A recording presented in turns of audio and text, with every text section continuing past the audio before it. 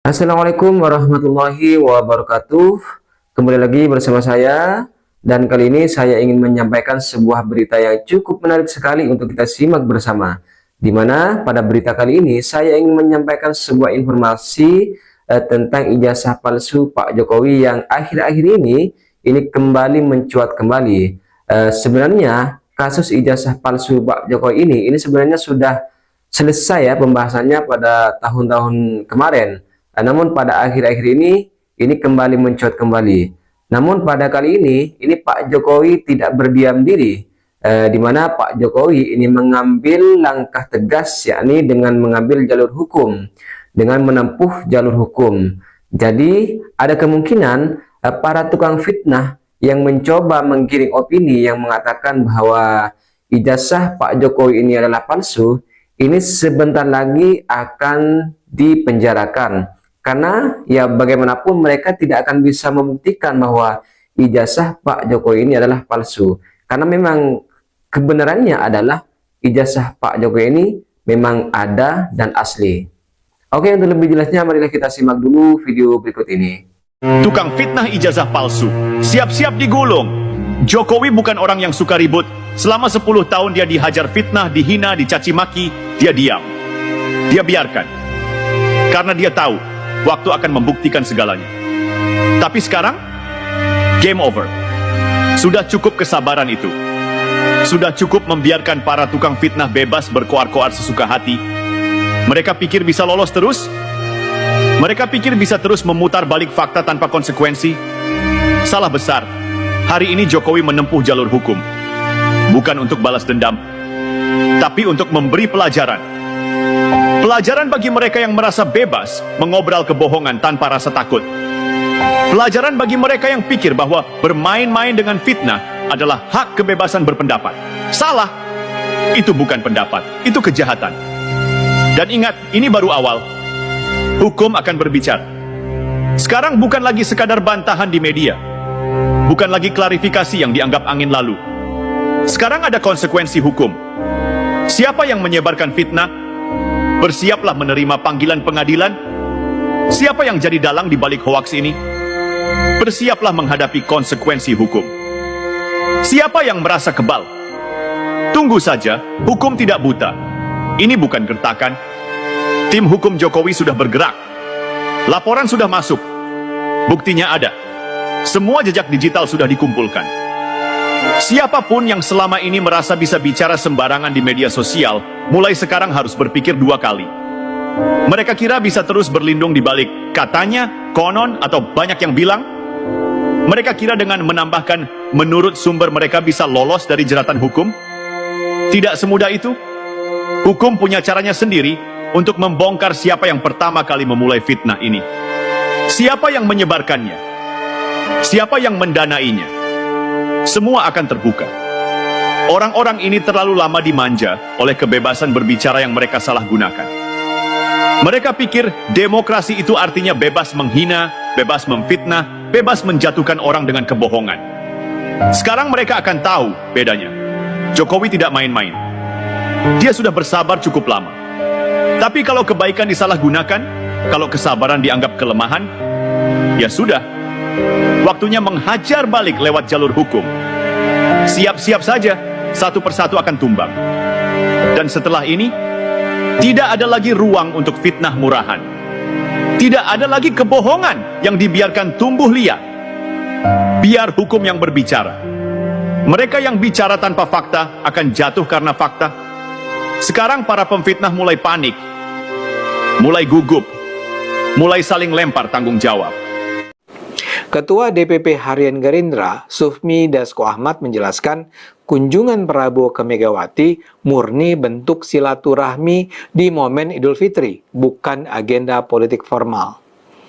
Menurut Dasko, dalam pertemuan itu Prabowo dan Megawati bertukar pikiran tentang masa depan bangsa, termasuk soal tantangan global yang sedang dihadapi Indonesia saat ini. Ya wajarlah bila banyak pihak menganggap ada yang ditutup-tutupi dalam penjelasan Dasko ini. Kedatangan Prabowo ke rumah Mega ini adalah sebuah hal yang luar biasa. Kubu Prabowo kan sudah sejak lama mengutarakan keinginan untuk bertemu dan bahkan mengundang Megawati bertemu. tapi justru Mega yang menunjukkan keengganan. Faktor penyebabnya cuma satu, Jokowi. Megawati masih sedemikian marah pada Jokowi yang dianggap sebagai pengkhianat PDIP. Megawati tidak terima bahwa Jokowi mendukung Prabowo untuk mengalahkan secara telak jagoan PDIP Ganjar Pranowo dalam Pilpres 2024. Megawati marah karena putra Jokowi Gibran maju sebagai wakil Presiden Prabowo, dan tentu saja dia marah karena Gibran berperan besar dalam kemenangan Prabowo atas Ganjar. Megawati mungkin juga kecewa bahwa Prabowo tidak melindungi Sekjen PDIP Hasto Kristianto saat dijadikan tersangka oleh KPK. Tapi bisa jadi Megawati juga percaya bahwa sikap Prabowo itu sebenarnya datang dari pengaruh Jokowi. Jadi buat Megawati, ganjalan utama untuk bertemu dengan Prabowo adalah masih adanya Jokowi di dekat Prabowo. Kini ternyata Prabowo yang mengunjungi Megawati. Bayangkan, seorang presiden berkenan mendatangi kediaman pemimpin partai yang dikalahkannya. Menurut saya ini adalah sebuah kerendahan yang luar biasa dari sang presiden. Dia sengaja merendahkan dirinya untuk menghadap, menjenguk, bertemu dengan lawan politiknya. Memang pertemuan dilakukan dalam senyap, tapi diumumkan kepada publik. Ini tentu saja adalah sebuah langkah politik luar biasa. Sayangnya seperti biasa, peristiwa ini pun tak luput dari penggorengan. Salah satu narasi yang sekarang berkembang adalah pertemuan itu dilakukan karena Prabowo ingin menyingkirkan Jokowi. Ini misalnya terlihat dalam wawancara jurnalis senior Hersu Beno Arif di kanal YouTube-nya dengan Slamet Ginting, mantan jurnalis yang kini menjadi pengajar dan pengamat politik. Menurut mereka, saat ini sudah terlihat adanya tanda-tanda upaya penggulingan Prabowo. Yang disebut adalah rangkaian demonstrasi mahasiswa yang seperti berlangsung tanpa henti. Salah satu isu yang paling banyak diserang adalah RUU TNI. Prabowo seperti diketahui berada di belakang dan mendukung sepenuhnya undang-undang ini. Jadi gerakan mahasiswa yang terus-menerus nampaknya sebenarnya diarahkan kepada tampuk pimpinan tertinggi. Bila Prabowo jatuh, Gibran naik ke tampuk kekuasaan. Dalam pandangan Slamet dan Hersu Beno, penggulingan ini bukan sesuatu yang mustahil. Saat ini Prabowo sudah memimpin Indonesia selama 6 bulan. Bila gerakan mahasiswa terus dibiarkan, eskalasinya akan terus berlanjut sehingga mungkin saja usia kepresidenan Prabowo mungkin hanya akan bertahan 1 tahun. Slamet misalnya mengingatkan penonton pada apa yang terjadi pada 1998. Ketika itu, Soeharto dipilih sebagai presiden kembali pada 1997. Dan setahun kemudian, pada 1998, Soeharto digulingkan. Jadi bukannya tak mungkin, saat ini sebenarnya sedang berlangsung upaya terencana oleh pihak-pihak tertentu untuk mengambrukkan kursi kekuasaan Prabowo. Siapa aktor di belakang pengembosan Prabowo kali ini? Kalau kita ikuti analisis Slamet dan Hersu Beno, orang itu adalah Jokowi. Hanya saja Prabowo sendiri kini sudah mulai mencium gelagat itu. Prabowo mengantisipasi bahwa ada musuh dalam selimut dalam pemerintahannya. Walau Jokowi tidak terlihat masih aktif dalam berpolitik, dia sebenarnya masih sangat kuat secara finansial. Jokowi masih punya dukungan kuat dari kubu fandomnya. Karena itulah kini Prabowo berusaha melakukan konsolidasi dengan menarik PDIP ke dalam pemerintahannya.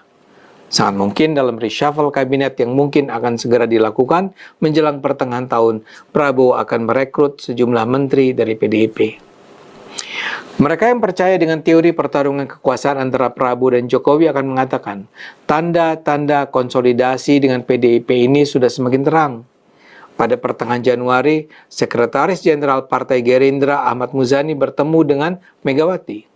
Kepada media, Muzani menjelaskan Megawati berterima kasih kepada Prabowo yang telah ikut membantu menindaklanjuti pemulihan nama baik sang ayah, Soekarno, dari tuduhan terkait dengan gerakan G30 SPKI. Lalu pada 31 Maret lalu, putra Prabowo, Didit, dengan didampingi Muzani, berkunjung dan bertemu dengan Megawati di rumah kediamannya.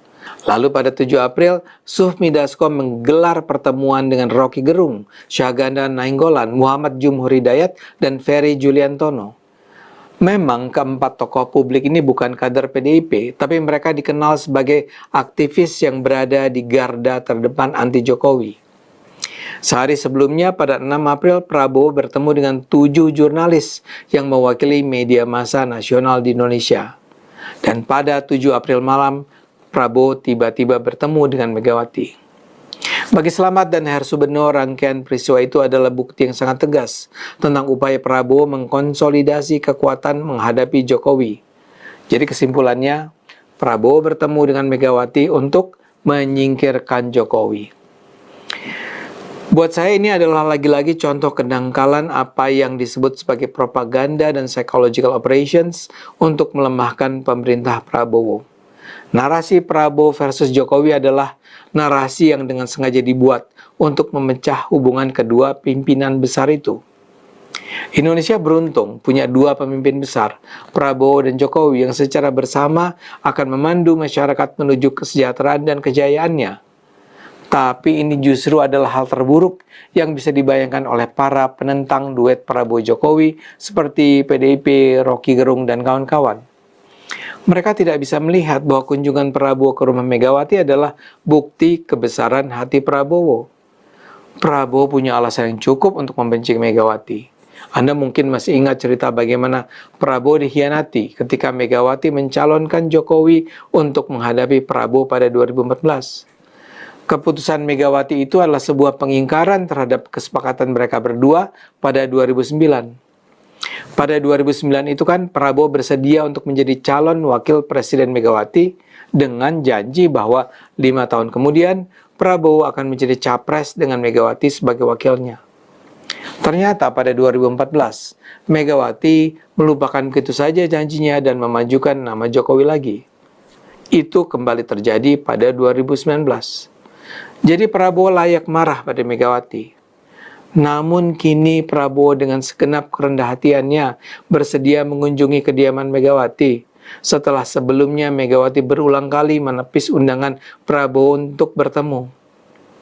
Itu dilakukan karena ya Prabowo ingin merangkul sebanyak-banyaknya pihak yang berada di luar gerbang kekuasaannya. Prabowo tidak perlu melakukan itu kalau dia tidak mau.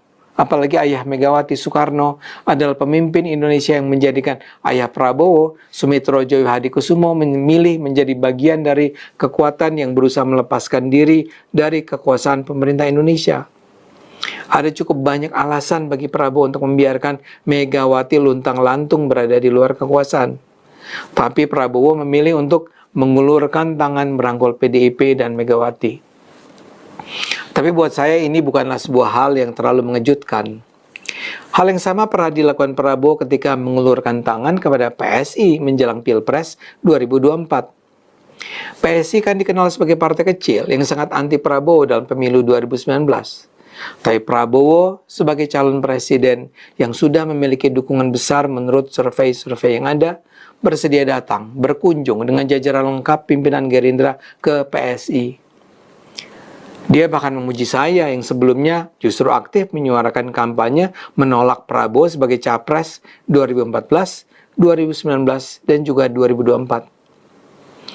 Saya mungkin akan terasa berlebihan, tapi saya menganggap itu semua adalah bukti kebesaran hati dan kerendah hatian Prabowo. Dan ini pula yang sekarang dilakukannya pada Megawati.